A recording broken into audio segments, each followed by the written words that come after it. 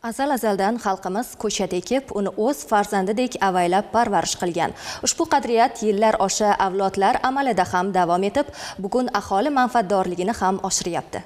Mulohazalarimizni Buxoro viloyatida Yashil makon umummilliy loyihasi doirasida olib borilayotgan obodonlashtirish ishlari misolida davom ettiramiz.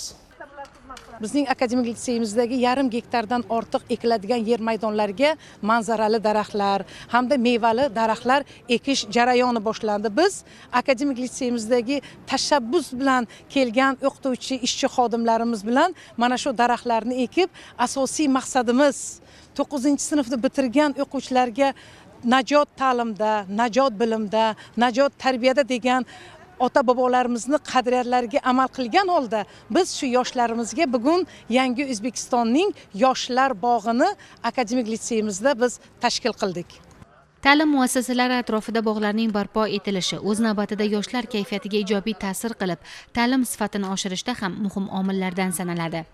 Akademik litseyimizni professor o'qituvchilari, talabalari aksiyada faol ishtirok etishyapti. Va mana shu litseyni hududini Buxoro shahrifdagi eng yashil hududga aylantirish rejasini tuzishgan. Mana bu yaratilayotgan yashil bog' bu hurmatli prezidentimiz tomonidan qo'yilgan o'sha aholimizni o'rtacha umr ko'rishini 78 yoshga chiqarish bo'yicha ham qo'yilayotgan bir qadam hisoblanadi.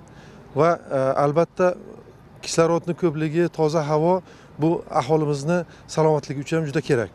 Davlatimiz rahbarining joriy yil 21 oktyabr kuni o'tkazilgan videoselektorda ham har bir ta'lim maskani ko'chat o'tkazishda namuna bo'lishi lozimligini alohida ta'kidlagan edi. Bu muhim yo'nalish buxorolik yoshlarni ham faollikka chorlayapti. Nafisa Xolmuminova, Hayot Quliyev, Buxoro yoshlar.